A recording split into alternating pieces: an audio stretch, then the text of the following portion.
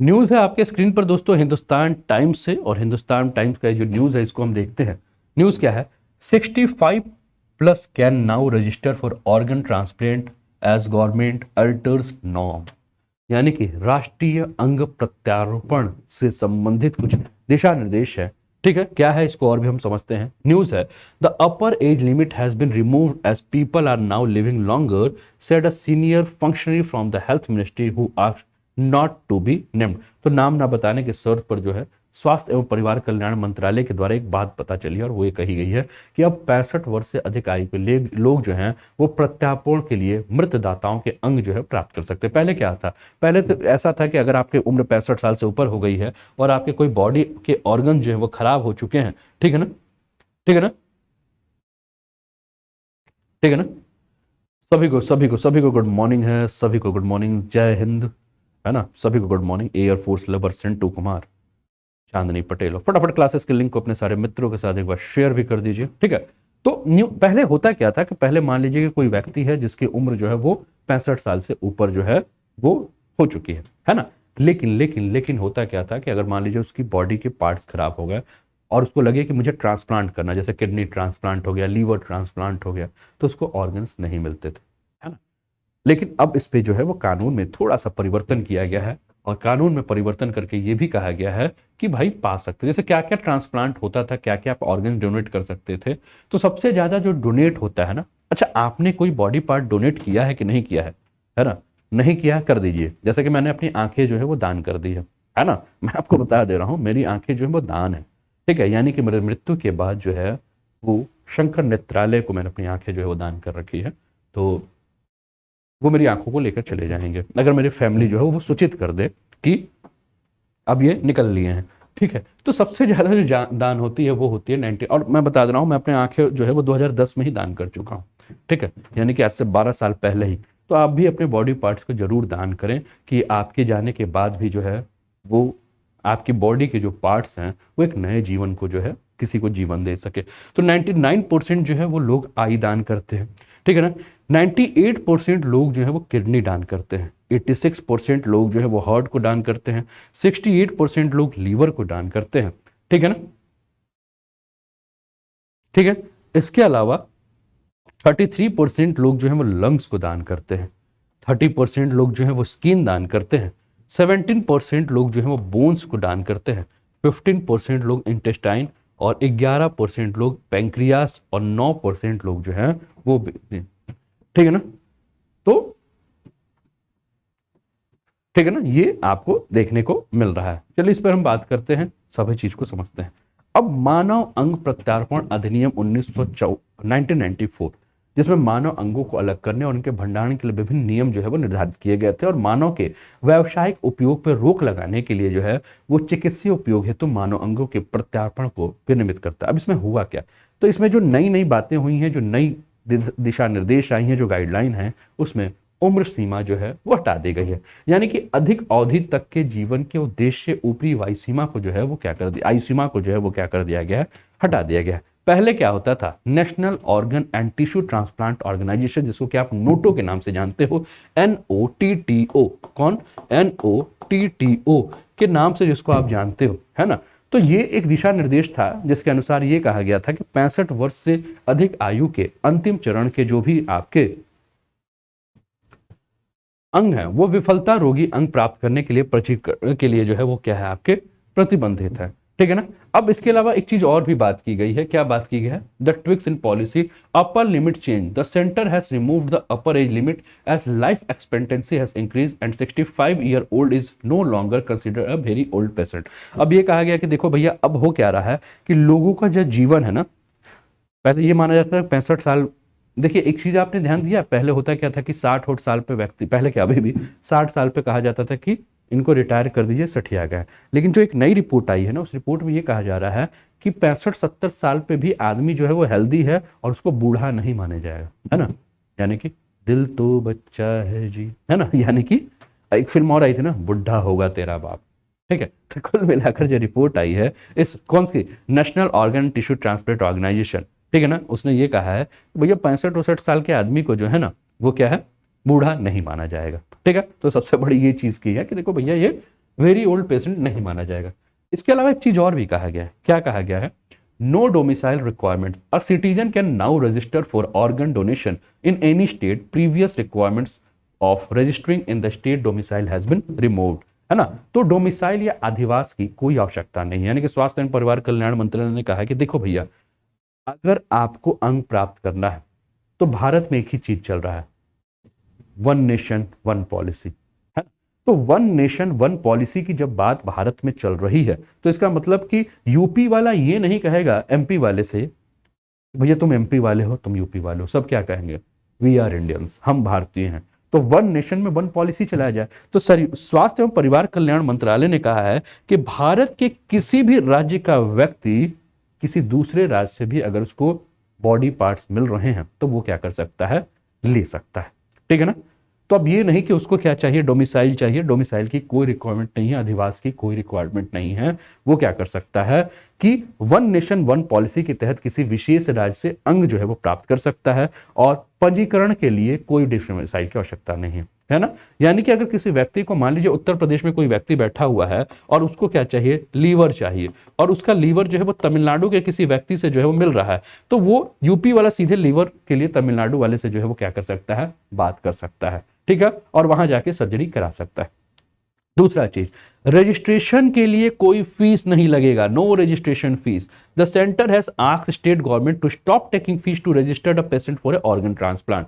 तो केंद्र सरकार ने जो है वो सीधे राज्य सरकार से कहा है कि देखो भैया, पंजीकरण के लिए जो है ये जो तुम शुल्क वुल्क लेते हो ना, पैसा लेते हो, उसको बंद करो यार, है ना। और पंजीकरण के लिए शुल्क लेने वाले राज्य कौन से हैं, तो गुजरात है, तेलंगाना है, महाराष्ट्र और केरल। उनसे कहा गया फीस उस मत लो यार, ऐसे ही बच्चा परेशान है ना, ऐसे उसका बॉडी पार्ट काम नहीं कर रहा है, ऐसे ही वो टेंशन में है, और तुम उसको और टेंशन नहीं आ रहे हो यार, पैसा वैसा लेना बंद करो। तो कुछ राज्य में अंग प्राप्तकर्ता प्रतीक्षा सूची वाले मरीज से पंजीकृत करने के लिए 5,000 से लेकर 10,000 तक जो है वो क्या करते थे, पैसा लेते थे, है ना, सुविधा शुल्क के नाम पे। केंद्र सरकार ने कहा है नो सुविधा शुल्क, ठीक है। चलिए अब नोटों के बारे में हम बात करें, क्योंकि मैंने बताया था कि नोटों ने जो है वो सारी की सारी जो है वो बात की है। तो भैया आपके दिमाग में होगा कि सर ये नोटो क्या है, तो भैया ये नोटो क्या है, इसको ध्यान रखिएगा, काम करेगा। नोटो को अगर हम बात करें तो इसकी स्थापना जो है वो नई दिल्ली में स्थित स्वास्थ्य सेवा महानिदेशालय, स्वास्थ्य एवं परिवार कल्याण मंत्रालय के तहत की गई थी, और ये एक राष्ट्रीय नेटवर्क प्रभाग है जो देश के अंगों और उत्तकों के दान और प्रत्यार्पण के लिए, खरीद, उसके वितरण और उसके रजिस्ट्रेशन के लिए अखिल भारतीय गतिविधियों के एक शीर्ष केंद्र के रूप में काम करता है। अब ये जो केंद्र के द्वारा जो ये प्रत्यार्पण की जो नई नियम और शर्तें आई हैं जो बॉडी पार्ट्स को लेकर, ठीक है ना, तो इसका उद्देश्य क्या है, तो इसका उद्देश्य यह है कि एक ऐसी राष्ट्रीय नीति को बनाई जाए जिससे कि मानव अंग प्रत्यारोपण में जो है वो बदलाव किया जा सकता है, और इसके लिए लेकर एक संशोधन अधिनियम 2000, ठीक है ना, 11 में जो है आई थी। टिश्यू डोनेशन व्हेन समवन, अच्छा टिश्यू डोनेशन कैसे किया जाता है ना, टिश्यू मतलब आप समझ रहे हैं बॉडी के उत्तक। तो अगर मान लीजिए कि अगर कोई मृत्यु होता है, देखिए when someone dies after diagnosis of cardiac death they can only donate tissue for transplantation as most tissue do not require a constant blood supply to the successfully transplanted. More people will die as a result of cardiac death than brain death. देखो व्यक्ति का क्या होता है, इस चीज को समझिएगा। बहुत सारे व्यक्ति की मृत्यु क्या होती है, जैसे कि मान लीजिए कि कार्डिक अरेस्ट आ गया या हार्ट अटैक आ गया। कार्डिक अरेस्ट वो होता है जिसमें हार्ट जो है वो काम करना बंद कर देता है, पता भी नहीं चलता है, ठीक है। और इधर कुछ वर्षों में आपने देखा होगा कि हार्ट अटैक मतलब क्या होता है कि हार्ट में पेन हुआ और समझ में आ जाएगा कि उसको अटैक आया हुआ। लेकिन कार्डिक अरेस्ट का मतलब क्या होता है, कार्डिक अरेस्ट का मतलब ये होता है कि हार्ट जो है वो धीरे धीरे काम करना बंद कर देता है और व्यक्ति को समझ ही में नहीं आएगा कि उसको कुछ हुआ है। वो एक बोलता हुआ, एक चलता हुआ व्यक्ति भी जो है वो क्या हो जाएगा, धीरे से सुस्त हो जाएगा। और तो अब कार्डिक अरेस्ट अगर होगा तो हार्ट का काम क्या होता है कि ब्लड का सप्लाई करना। तो सबसे पहले अगर किसी को कार्डिक अरेस्ट आया तो पहले वो हार्ट फेल होगा और उसके बाद हम क्या देखेंगे कि ब्रेन जो है वो आपका डेड हो जाएगा, ठीक है। तो कहा यह गया है कि टिश्यू डोनेट कौन कर सकता है कि कोई अगर कार्डिक अरेस्ट से डेथ हुआ तो उसको तुरंत, ठीक है। दूसरा, tissue that can be donated, ठीक है, किसको, तो skin, bone, corneas, heart valve, veins. One set of corneas are given to people needing sight, ठीक है ना। तो टिश्यू में जैसे कि मान लो कि आंखों की बात कर रहे हैं, तो आंख में क्या होता है, उसका जो कार्निया होता है वो डोनेट किया जाता है। तो मान लीजिए कोई एक व्यक्ति है, तब ये नहीं कि दोनों की दोनों आंखें एक ही व्यक्ति को दे दी जाएगी, वो दो अलग अलग व्यक्ति को जो है वो दी जाती है। Heart valves are use in valve replacement surgery common in children. अब जैसे होता है ना, आपने बच्चों में सुना होगा कि इस बच्चे का जो है वो हार्ट का वॉल्व खराब है, तो मान लीजिए किसी और का हार्ट वॉल्व है, तो नॉर्मली फोकस किस पे किया जाता है कि बच्चों को जो है वो दिया जाता है। Heart valve are use in valve replacement, ठीक है। Skin grafts are used for burn victims. अब स्किन किसको डोनेट किया जाता है, तो मान लीजिए कोई आग से जला हुआ है और जल गया, उसकी स्किन पूरी खराब हो गई है, ठीक है, तो उसको क्या किया जाता है, स्किन डोनेट किया जाता है। तो अब ट्रांसप्लांटेशन का टाइम क्या है, ये भी आप थोड़ा सा ध्यान रख लीजिएगा, ये अतिरिक्त जानकारी है। अगर कोई व्यक्ति मरता है, तो उसका अगर लंग्स है यानी कि फेफड़ा है, तो 6 घंटे के अंदर जो है वो उसको किसी दूसरे व्यक्ति को जो है वो रिप्लेस किया जा सकता है। इस चीज को ध्यान रखिए, मृत्यु से। हार्ट जो है वो 6 घंटे के अंदर जो है वो रिप्लेस किया जा सकता है। लीवर जो है वो 12 घंटे के अंदर, पैंक्रियाज जो है वो 24 घंटे के अंदर, और किडनी जो है वो 48 घंटे के अंदर जो है वो किसी को रिप्लेस किया जा सकता है। ये एक अतिरिक्त जानकारी है जो आपके लिए है, ठीक है ना, जो मैं आपको बता रहा हूं, है ना। अब आप अपने स्क्रीन पे देख रहे हैं कि आपको जो है वो काफी सारे ये देख रहे हैं, जो कि ये जो एकदम ग्रीन में आपको जो स्टेट नजर आ रहे होंगे भारत के, वो ये स्टेट हैं जो कि बहुत अधिक जो है वो आपके ऑर्गन डोनेट में जो है वो एक्टिव है, ठीक है। इसके अलावा व्हाइट पे जो नजर आ रहे हैं वो उन्होंने ऑर्गन डोनेशन को इनिशिएट तो कर दिया, लेकिन बहुत ज्यादा एक्सपेंड नहीं किया है, ठीक है ना। उड़ीसा, वेस्ट बंगाल और बिहार की बात करें तो इन्होंने जस्ट इनिशिएट किया है, बहुत ज्यादा इस पे इन लोग का दिमाग उमाग लगा नहीं रहा। और इसके अलावा ऑरेंज में जो आपको नजर आ रहा है इधर लद्दाख, जम्मू कश्मीर, हिमाचल प्रदेश, उत्तराखंड या नॉर्थ ईस्ट के, तो यहाँ अभी तक ऑर्गन डोनेशन को बहुत ज्यादा इनिशिएट नहीं किया गया, ठीक है ना।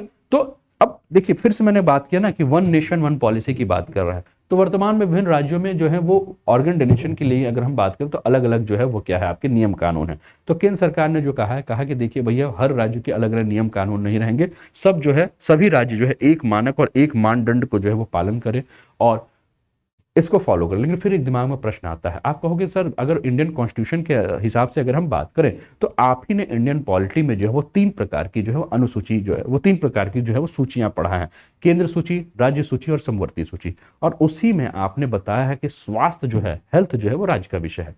तो स्वास्थ्य राज्य का विषय है, लेकिन अगर केंद्र सरकार द्वारा कोई बनाए गए नियम हैं तो राज्य के लिए जो है वो बाध्यकारी नहीं होंगे, ठीक है। इन कदमों का उद्देश्य मानव अंग की प्राप्ति के लिए सुधार और अधिक न्याय संगत पहुंच बनाने के लिए जो है वो किया गया है, ठीक है ना।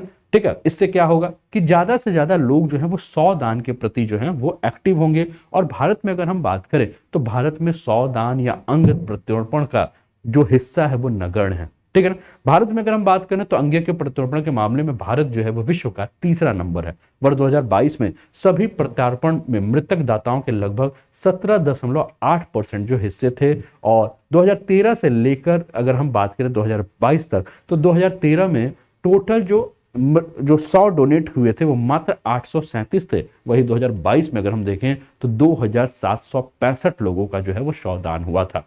अंग प्रत्यारोपण की कुल संख्या जो है उसमें अगर हम बात करें तो मृतक और जीवित दाताओं दोनों के अंगों के साथ 2013 के 4990 से लेकर 2022 में अगर हम बात करें तो 15661 जो है वो दान किए गए हैं। यानी कि हर साल अनुमानतः अगर हम बात करें तो हर साल 1.5 से 2 लाख लोगों को जो है वो किडनी ट्रांसप्लांट करने की आवश्यकता होती है, लेकिन इतना हम नहीं कर पाते हैं। 2022 में अगर हम बात करें तो 10,000 पर केवल एक व्यक्ति जो है वो मानव अंग की जो है वो प्राप्ति कर पाया था। यानी कि 10,000 व्यक्ति को जो है वो चाहिए था, किसी को किडनी चाहिए था, किसी को लीवर चाहिए था, किसी को हार्ट चाहिए था, किसी को चाहिए था, लेकिन मिला किसको, केवल एक व्यक्ति को। 80,000 लोगों को लीवर की आवश्यकता थी, लेकिन मिला कितना, केवल 3,000 लोगों को।